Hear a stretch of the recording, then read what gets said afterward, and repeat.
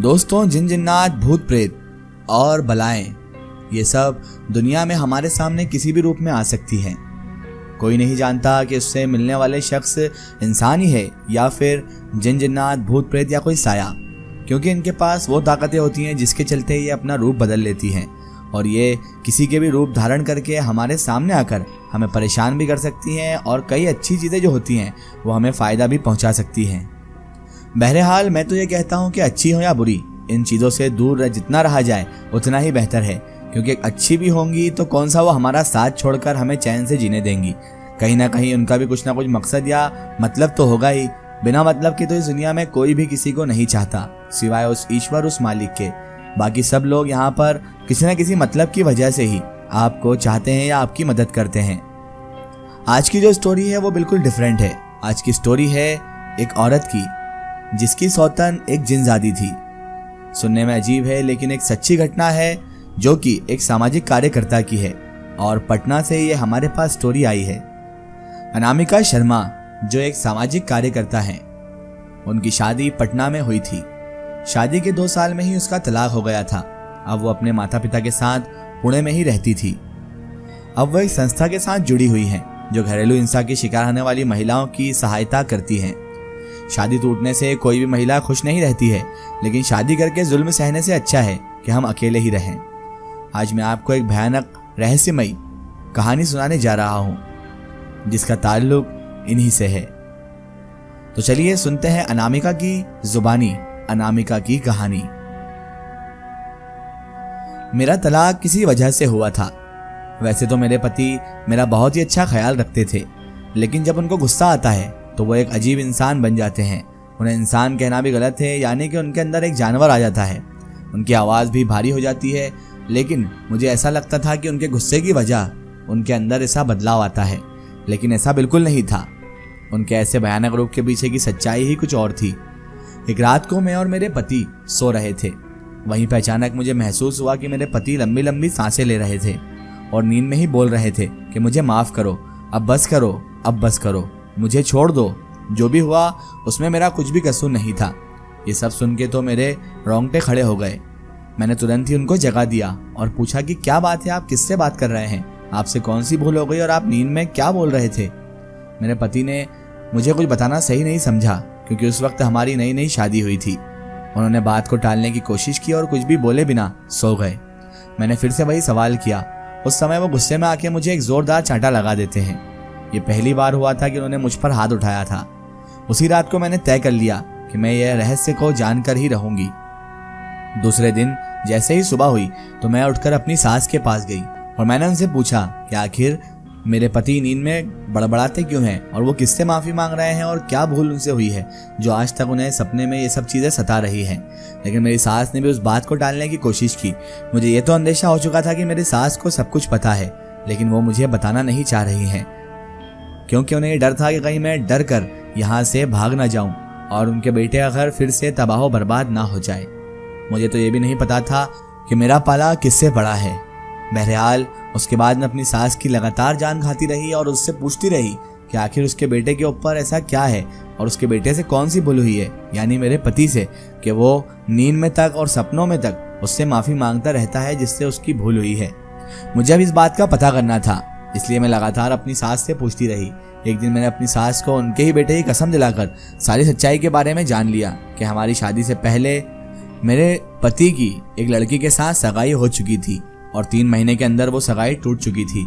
सगाई टूटने का कारण किसी को भी नहीं पता था, बस मेरी सास ने इतना ही बताया और वो कहने लगी कि वो लड़की कोई रूहानी मखलूकात थी, कोई इंसान नहीं थी, बल्कि इस दूसरी दुनिया की कोई लड़की थी।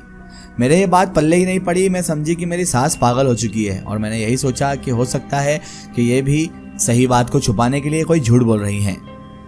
और उन्होंने उसके बाद बताया कि अब वही लड़की मेरे बच्चे के सपने में आकर उसे हैरान और परेशान कर रही है। इस बात के कारण कोई भी परिवार अपनी बेटी देने के लिए हमें तैयार नहीं हो रहा था, इसलिए उन्होंने ये बात हमसे छुपाई थी।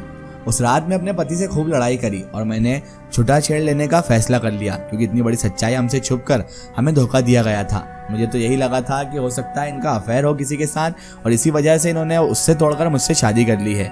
मुझे इन झूठों से सख्त नफरत हो चुकी थी और मुझे बहुत गुस्सा आ रहा था अपने ही पति पर, क्योंकि दिमाग इतना ज़्यादा ख़राब कर दिया था कि मुझसे पहले एक और लड़की से इनकी सगाई हो चुकी थी और किसी वजह से सगाई टूट गई और इन्होंने हमें ये बात कभी नहीं बताई। और मेरा रिश्ता झूठ की बिना पर हुआ था, इसलिए मुझे बहुत ज़्यादा गुस्सा आ रहा था मेरे पति पर और उसके पूरे परिवार वालों पर। मैं यही सोच रही थी कि इन्होंने जब भी इतनी लिपड़ी चुपड़ी बातें करके मेरे माँ बाप को इनके जाल में फंसाया और उसके बाद मुझसे शादी कर ली। मुझे भी नहीं पता था कि मैं किस बला के रूप में यहाँ पर जा रही हूँ, और मुझे ये भी नहीं पता था कि मेरी ज़िंदगी में कितनी बड़ी भूचाल आ सकती थी मेरी शादी की वजह से। मैंने बहुत झगड़े झाटे किए और उनसे तलाक लेने का भी बहुत ज़्यादा जोर लगाया, लेकिन उसने मुझे तलाक नहीं दिया। एक रात की बात है, तकरीबन रात के 2 बजे मेरे पति मुझे जगाकर बोले कि तुम इस कमरे से बाहर निकल जाओ।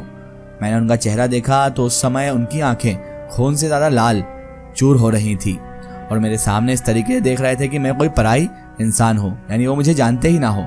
मुझे कुछ समझ में नहीं आया और मैंने सोचा कि अगर मैं विरोध करूंगी तो वो शायद मेरे साथ मारपीट करेगा, इसलिए मैं चुपचाप वहाँ से बाहर निकलकर ड्राइंग रूम में आ गई। लेकिन मुझे नींद नहीं आ रही थी, इसलिए मैं यह सोच रही थी कि मेरी आगे की ज़िंदगी कैसे बीतेगी। उसी समय बेडरूम से किसी के बात करने की आवाज़ आने लगी। मेरा हृदय डर के मारे कांपने लगा, क्योंकि कमरे में मेरे पति के अलावा वहाँ पे कोई था ही नहीं। मैं तुरंत कमरे में झांक कर देखती हूँ तो मेरे तो होश ही उड़कर रह गए। हमारे कमरे में पंखे पर लाश लटक रही थी और मेरे पति लाश के नीचे बैठ के ज़ोर ज़ोर से रो रहे थे और पास में खड़े हुए एक परछाई से बात कर रहे थे। ये सब देखने के बाद मुझे तो चक्कर आने लगे।